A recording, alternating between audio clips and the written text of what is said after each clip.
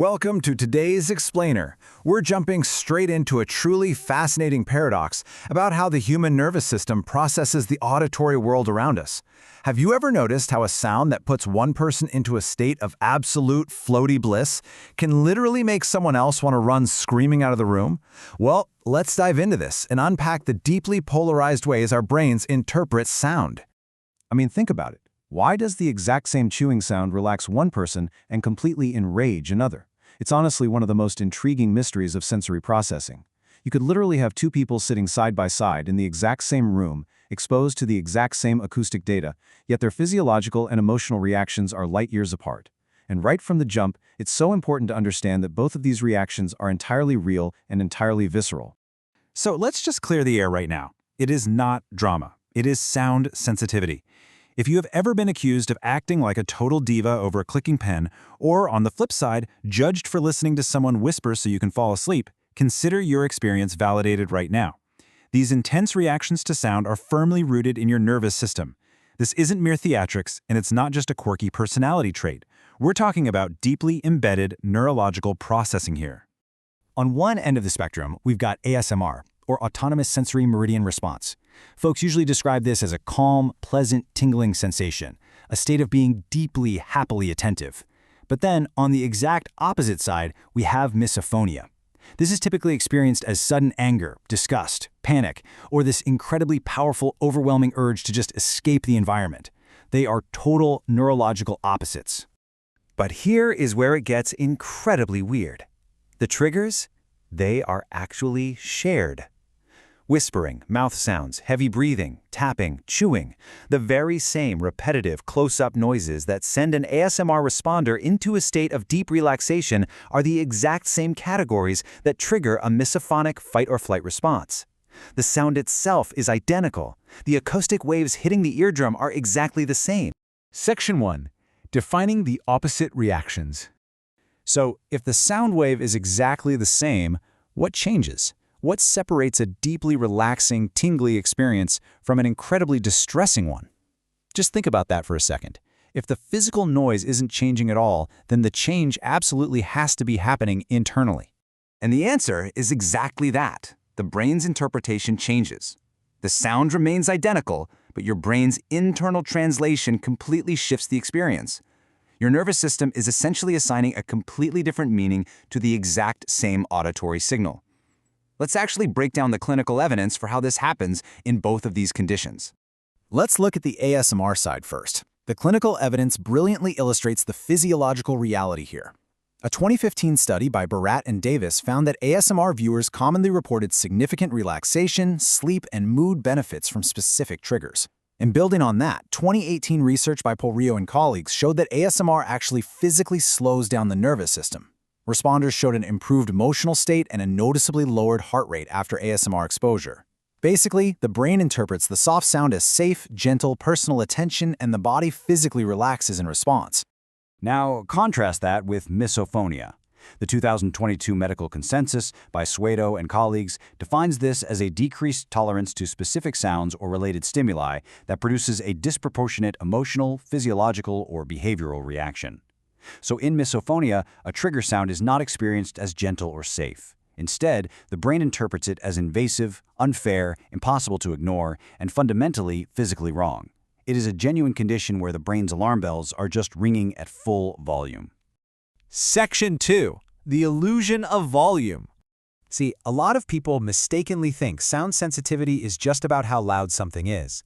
But consider this contrast. For someone with misophonia, a massively loud thunderstorm might actually be completely relaxing, yet someone quietly chewing a potato chip across the room can feel absolutely unbearable. This proves that misophonia is not mainly about volume, it's about the specific trigger and the specific meaning the brain attaches to it. And this is exactly why telling someone with misophonia to just, ignore it fundamentally fails. The attention system locks on, and the body literally prepares for defense. Conscious reasoning simply cannot outpace the body's immediate defensive reaction to these specific meaningful triggers. By the time someone says, hey, it's just a person chewing, the misophonic individual's nervous system has already categorized the sound as a serious threat and completely hijacked their attention. Section 3. Threat versus safety. Both of these conditions show how incredibly powerful sound can be in capturing our attention. In ASMR, a soft trigger captures attention, sure, but it signals care, rhythm, and safety, which causes the body to physically soften. But in misophonia, that same soft trigger hijacks attention, signaling threat and intrusion and causing the body to mount a defense. It is the exact same mechanism of focused attention, just acting in two completely opposite directions. Section 4. Practical Sound Sensitivity Guidance. This is where we get into the really crucial stuff on how to navigate this in daily life.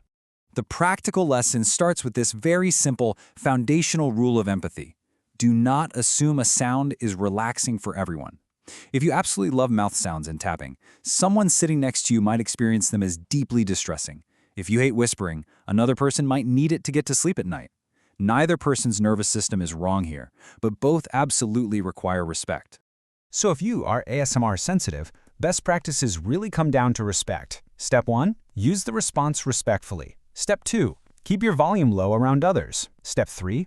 Remember that just because you find a trigger soothing doesn't mean you should force it on anyone else. And step 4.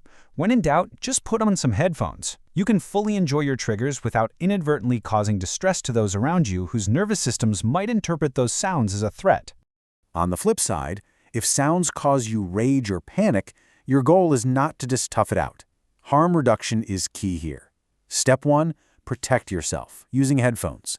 Step 2. Establish environmental control wherever you can. Step 3. Take predictable breaks from triggering spaces. And Step 4, importantly, seek individualized professional support. As a 2023 review by Matson and colleagues shows, misophonia support requires careful, personalized approaches, especially if the reactions are affecting your relationships, your schooling, or your work. Section 5. The bigger truth. Ultimately, ASMR and misophonia teach us a massive lesson. Sound is never isolated. It's inextricably linked to memory, meaning, attention, your current body state, and the context of your environment.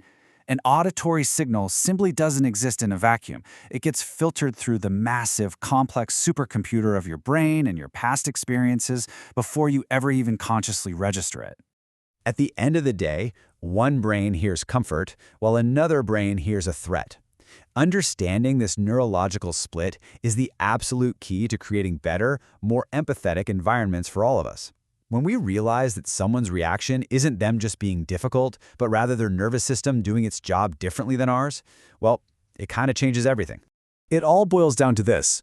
Sound is not just sound. It's a key that unlocks completely different physiological doors depending on the nervous system it encounters. Understanding this fundamental difference makes us kinder, more precise, and far better equipped to navigate our shared spaces. Knowing that sound sensitivity is real and deeply rooted in our biology totally changes how we interpret each other's reactions. So, as you go about your day, I want to leave you with this question.